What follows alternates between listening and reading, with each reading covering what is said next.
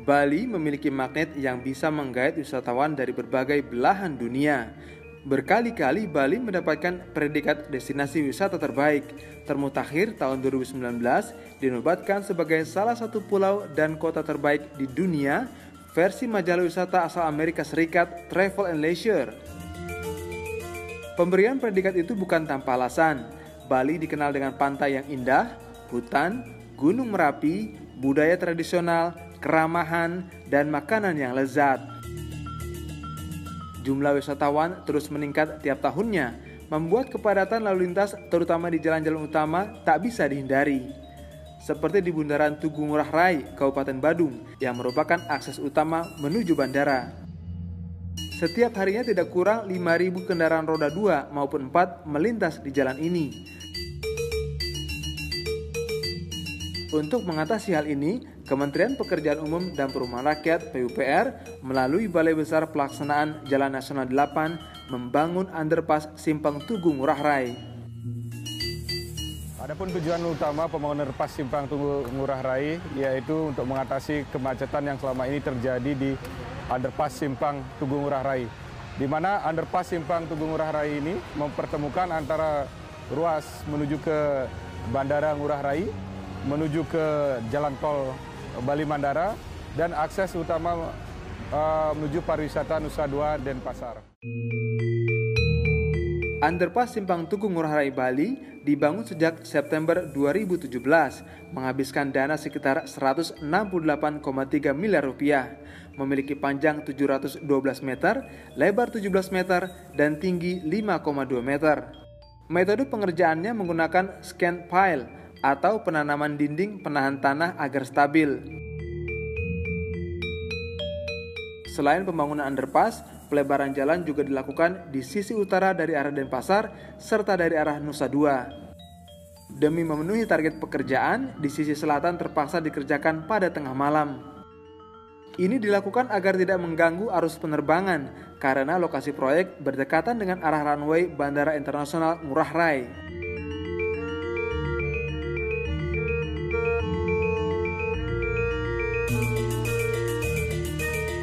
Desain underpass mengadopsi ornamen-ornamen budaya Bali. Nuansanya dapat dirasakan saat kendaraan masuk dan melintasi dinding underpass. Sehingga underpass ini juga menambah keindahan estetik kawasan metropolitan Denpasar Bali yang menyatu dengan kultur budaya lokal. Pembangunan underpass ini juga bertujuan mendukung kelancaran konektivitas pada pertemuan tahunan Dana Moneter Internasional dan Bank Dunia IMF-UEB pada Oktober 2018. Jumlah peserta yang hadir ketika itu diperkirakan sebanyak 15.000 orang. Proyek underpass ini semula rencananya diselesaikan 13 bulan, namun bisa selesai 1,5 bulan lebih cepat. Underpass Simpang Ngurah Rai diresmikan oleh Menteri Koordinator Bidang Kemaritiman Luhut Binsar Panjaitan pada September 2018.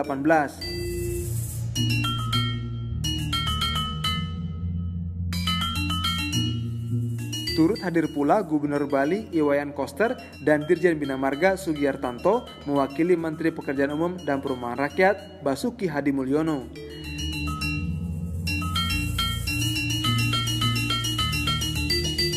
Dengan adanya underpass ini, diharapkan mampu mengurangi kemacetan hingga 50%. Kendaraan yang datang atau menuju Bandara Internasional Igusti Ngurah Rai, Nusa Dua, Jimbaran, dan sekitarnya menjadi lebih lancar, serta dapat mengurangi polusi udara yang terjadi pada simpang tersebut.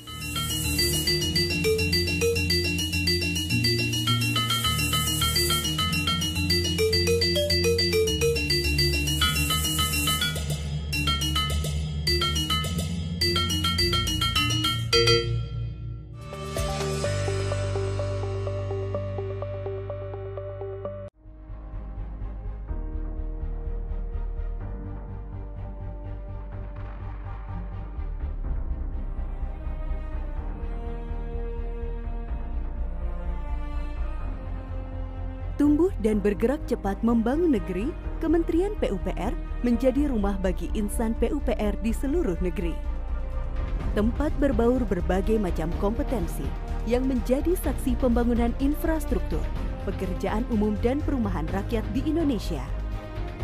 Dari ranah di mana budaya kerja terpelihara subur, Kementerian PUPR melahirkan insan-insan cendekia berkarakter luhur.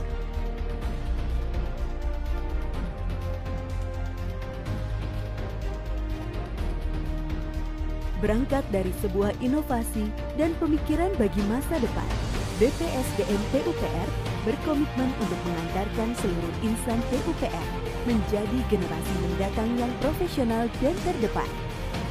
Sejalan dengan kemajuan teknologi industri 4.0, BPSDM PUPR tidak hentinya berinovasi, mengedepankan kreativitas dengan terus berkreasi, menghasilkan dua pemikiran pembelajaran untuk kemajuan Indonesia.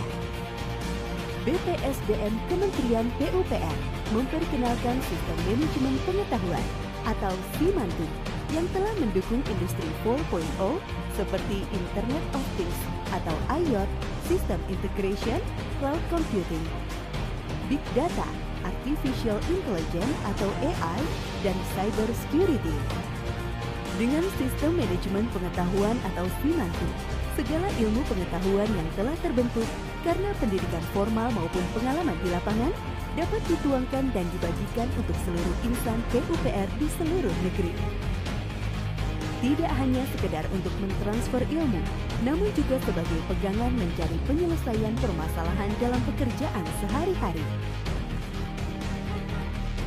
Sistem manajemen pengetahuan ini akan menjadi titik temu pencari ilmu bagi insan PUPR dari berbagai penjuru Indonesia bahkan dunia, membuat kita selalu berdampingan membuka cakrawala dalam bertukar wawasan dan pengalaman.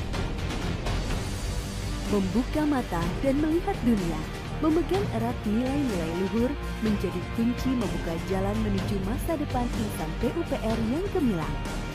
SIMANTU menjadikan kebermanfaatan ilmu di masa depan sebagai tujuan yang diwujudkan melalui tanggung jawab sosial generasi pendahulu kepada generasi penerus PUPR sebagai wujud pengabdian tanpa batas kepada Ibu Pertiwi. BPSDM profesional dan terdepan.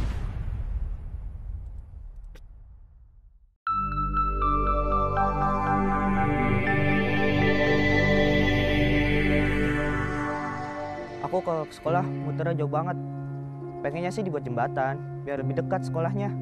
Jakarta semakin banyak pembangunan, tapi sayang jalanan jadi macet. Kapan kelarnya? Udah mulai musim hujan, jalan pada berlubang. Kapan dibenerinnya? Tuh, warga jalannya sudah banyak yang hilang. Daripada yang rusak nih, harusnya diperbaiki dong nih untuk sepeda kan supaya aman kita nih. Kapan dibenerinnya?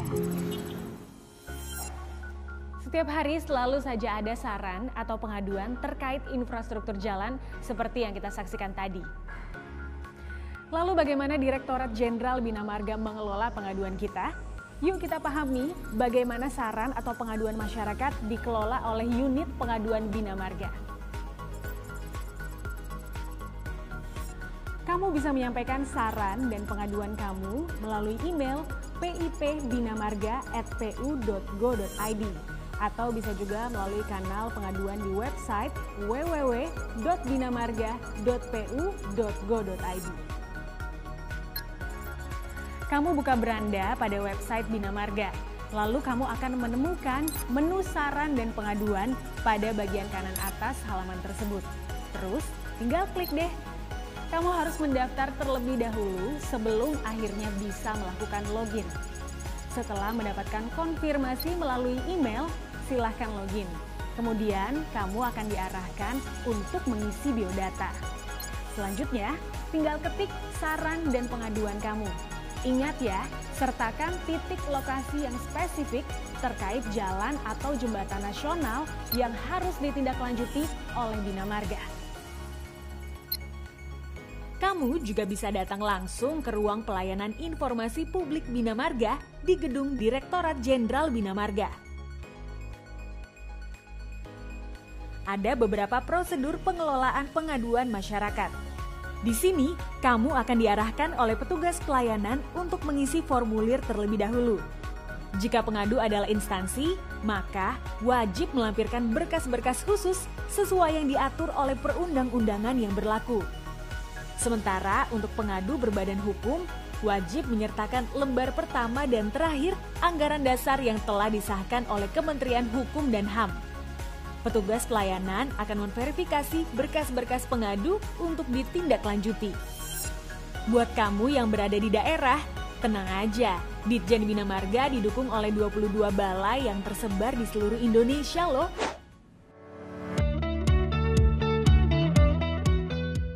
Setelah itu, aduan kamu akan ditindaklanjuti oleh unit kerja terkait di Direktorat Jenderal Bina Marga.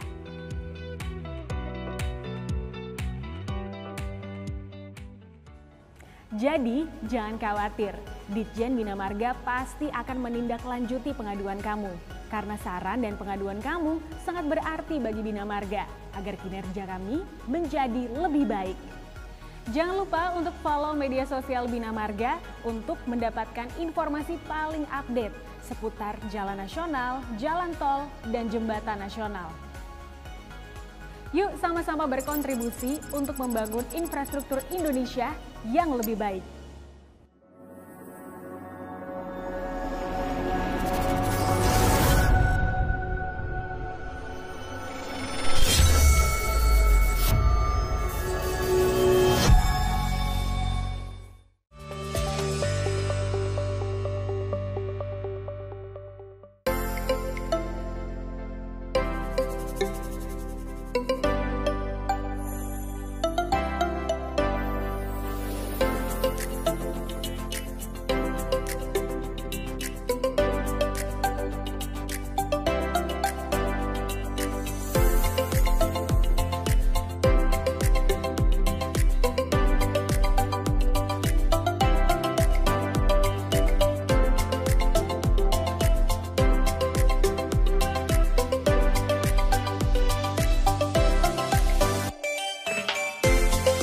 Kota Makassar adalah salah satu kota besar yang ada di Indonesia, merupakan pintu gerbang ekonomi di kawasan timur Indonesia.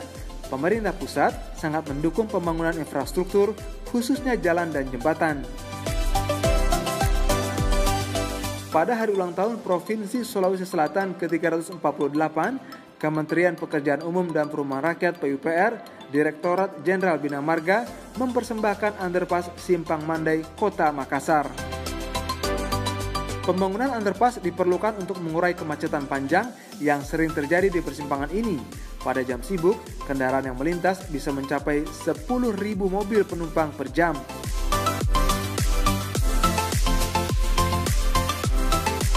Pembangunan underpass menelan biaya sekitar 169 miliar rupiah. Dana ini berasal dari anggaran pendapatan belanja negara APBN multi-years tahun anggaran 2015-2017 dengan kontraktor pelaksana PT Adikarya dan PT Wijaya Karya. Tidak hanya untuk mengurai kemacetan, keberadaan underpass ini juga untuk meningkatkan infrastruktur jalan dan jembatan sekaligus meningkatkan pertumbuhan ekonomi menuju Makassar, kota dunia.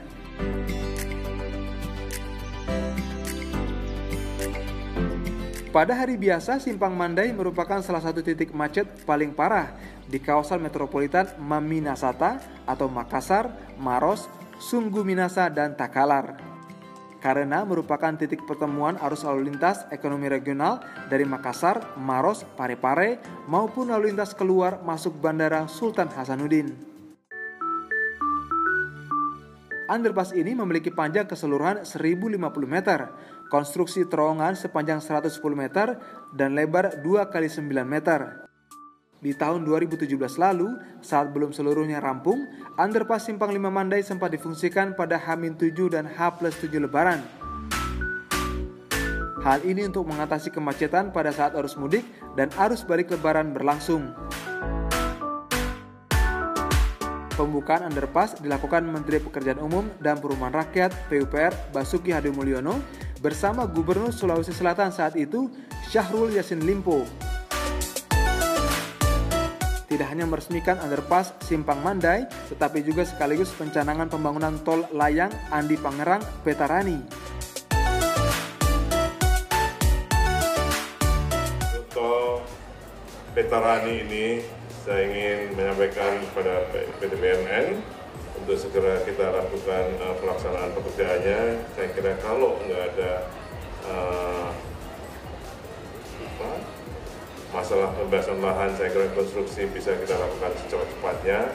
Dan karena ini di perkotaan, moto kami di Kementerian PUPR itu kerja 24 jam, ya minimum 2 shift, apalagi di perkotaan.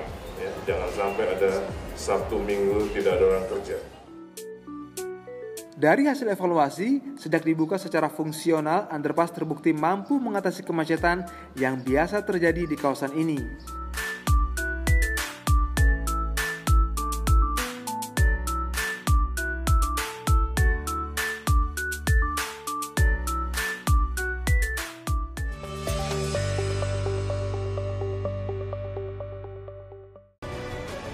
Assalamualaikum warahmatullahi wabarakatuh. Shalom, Om Swastiastu, salam sejahtera.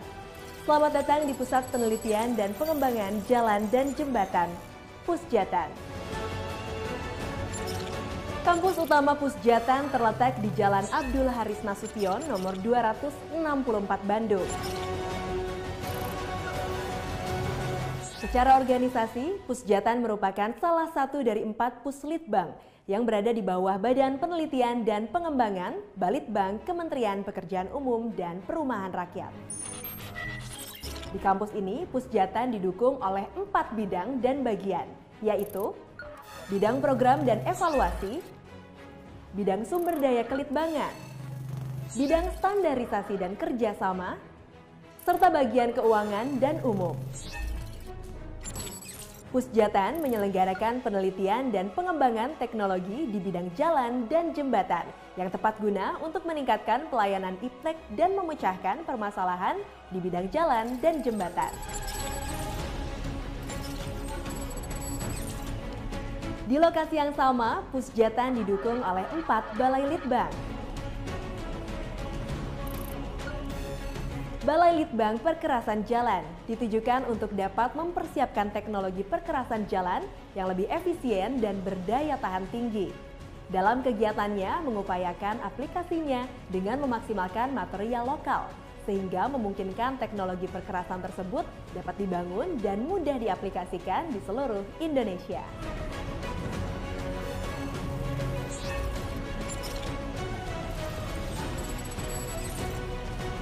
Balai Penelitian dan Pengembangan Struktur Jembatan bertugas mengembangkan teknologi jembatan dan struktur sehingga memungkinkan konektivitas antar wilayah, antar pulau yang lebih efisien dan dapat mendorong daya saing. Salah satu tujuan Balai Penelitian dan Pengembangan Struktur Jembatan adalah menerapkan nasionalisasi teknologi dan material sehingga dapat terciptanya produksi jembatan di Indonesia dengan durabilitas yang tinggi.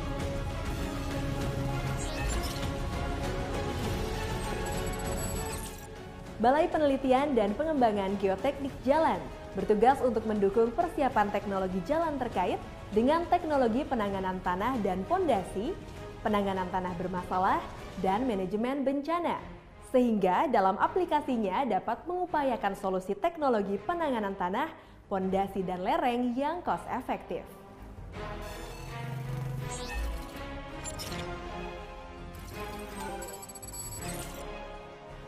Balai Penelitian dan Pengembangan Sistem dan Teknik Lalu Lintas bertugas untuk mempersiapkan serta mendukung pengembangan teknologi jalan dan jembatan terkait dengan pengembangan metode teknologinya serta standar-standar yang digunakan untuk mengumpulkan data lalu lintas baik pada saat perencanaan konstruksi maupun saat operasional jalan dan jembatan.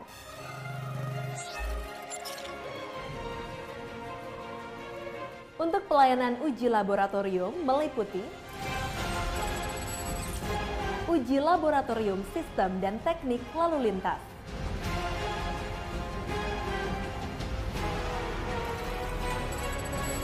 laboratorium struktur jembatan,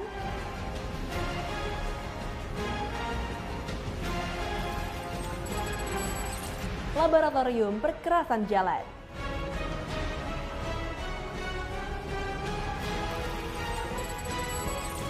dan laboratorium geoteknik jalan.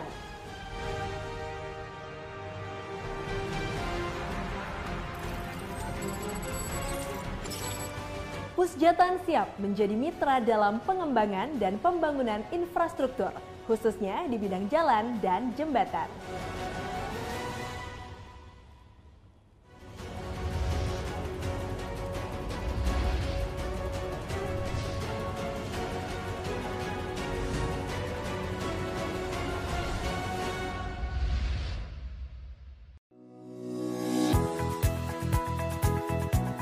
Pembangunan infrastruktur menjadi prioritas utama pemerintah Republik Indonesia.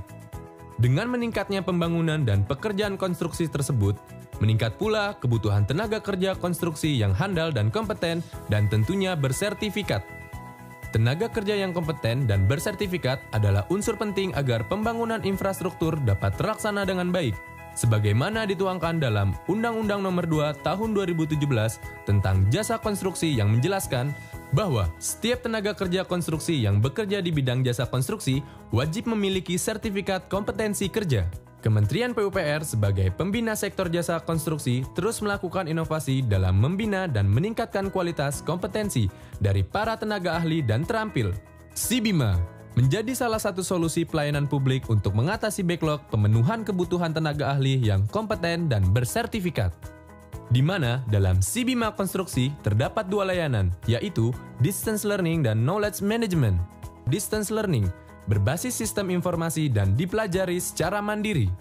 Penyelenggaraan pelatihan Distance Learning sangat berbeda bila dibandingkan dengan pelatihan tatap muka, dan jenis pelatihan ini adalah inovasi baru di lingkungan Kementerian PUPR. Pelatihan Distance Learning memiliki karakteristik terbuka, belajar mandiri, fleksibel, dapat dilakukan dimanapun dan kapanpun, menggunakan teknologi informasi, komunikatif, mudah, tidak berbayar, dan berkualitas. Berikut adalah persyaratan peserta atau pengguna layanan. 1. Bagi mahasiswa atau alumni S1 atau D4 Teknik Sipil Perencanaan dan Lingkungan, minimal semester 7. 2.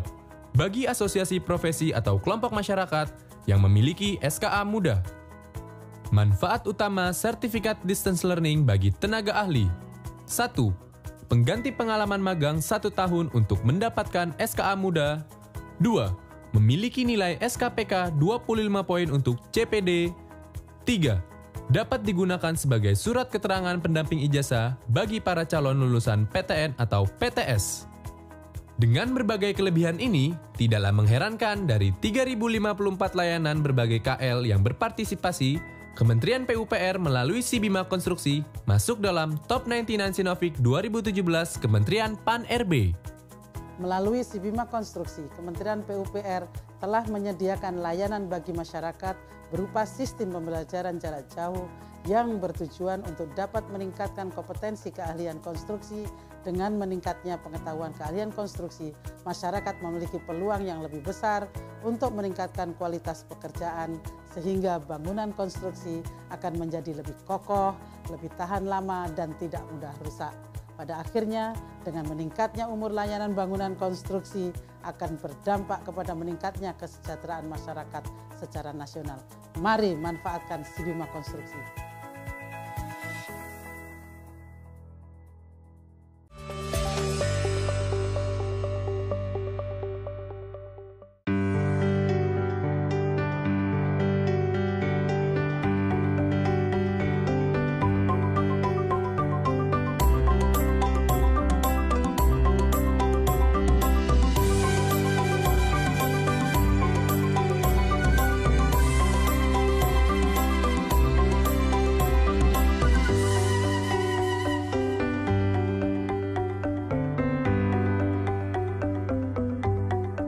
Solo atau Surakarta merupakan salah satu kota di Provinsi Jawa Tengah. Kota ini terletak pada jalur strategis yang mempertemukan jalur dari arah Jakarta, Yogyakarta, dan Semarang untuk menuju ke arah timur Surabaya, Bali, dan sebaliknya. Sejak tahun 1998, perkembangan ekonomi dari tahun ke tahun kota ini terus meningkat. Pertumbuhan ekonomi yang pesat membawa konsekuensi logis terhadap pembangunan infrastruktur yang cukup. Sarana transportasi merupakan urat nadi kehidupan masyarakat yang mempunyai peran penting dalam usaha pengembangan kehidupan masyarakat, seperti halnya yang terjadi pada kota Solo saat ini. Untuk Untuk mengimbangi jumlah kendaraan yang bertambah tiap tahunnya, perlu adanya penambahan fasilitas jalan yang memadai agar tidak menimbulkan kemacetan, terutama pada titik-titik persimpangan. Selain itu, Kota Solo juga memiliki jalur kereta api yang menghubungkan bagian Jawa Tengah dengan bagian selatan Jawa Tengah dan Yogyakarta, serta bagian utara tengah dan Jawa Timur. Beberapa perlintasan sebidang di kota ini terletak di tengah kota yang sibuk lalu lintasnya. Oleh karena itu, kehadiran flyover dinilai sebagai salah satu solusi pengurai kemacetan untuk masyarakat Solo. Untuk mengatasi kemacetan pada perlintasan sebidang di Jalan Dr. Muwardi, Kementerian PUPR membangun flyover Manahan sepanjang 600 meter. Flyover dengan lebar 9 meter ini berlokasi cukup dekat dengan Stadion Manahan. Dana untuk membangun flyover didapat dari dana APBN sebesar 43 miliar rupiah. Alasan dari pembangunan flyover ini adalah untuk meniadakan atau mengeliminasi perlintasan sebidang dengan kereta api. Dimana kalau dari data-data perlintasan kereta api dalam satu hari, di FO Manahan ini bisa sampai 170 kali dalam satu hari. Sehingga kalau pagi hari itu bisa 15 menit kereta itu akan lewat. Pembangunan flyover Manahan dilakukan Balai Besar Pelaksanaan Jalan Nasional BBPJN 7 Ditjen Bina Marga bekerja sama dengan Pusat Penelitian Jalan dan Jembatan Pusjatan Balitbang PUPR. Flyover Manahan ini dibangun menggunakan teknologi Corrugated Mortar Busa Pusjatan CMP. Teknologi ini merupakan pengembangan teknologi timunan ringan mortar busa dengan struktur baja bergelombang. Kelebihan CMP adalah masa konstruksi yang 50% lebih cepat dibanding konstruksi beton. Selain lebih cepat waktu, teknologi CMP ini juga lebih efisien dari sisi biaya. Flyover Manahan Solo juga dipercantik dengan mural yang indah. Seniman asal Solo, Irul Hidayat, menghiasi flyover ini dengan gambar tokoh wayang, ornamen kekinian, dan tema olahraga.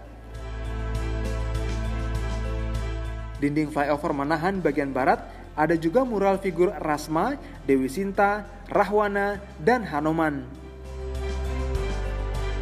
Sedangkan di sisi dinding sebelah timur dihiasi mural figur Pandawa, gambar Yudhistira, Bima, Arjuna, Nakula, dan Sadewa yang gagah menghiasi flyover Manahan sebelah timur. Tak ketinggalan ada pula gambar Gatot Kaca dan Hadimbi yang turut meramaikan dinding flyover tersebut.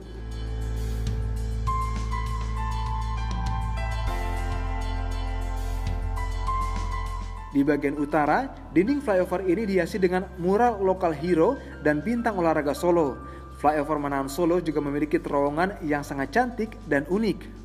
Karena keindahannya ini, flyover Manahan Solo tentu saja bisa menjadi salah satu spot foto terbaik di kota Solo.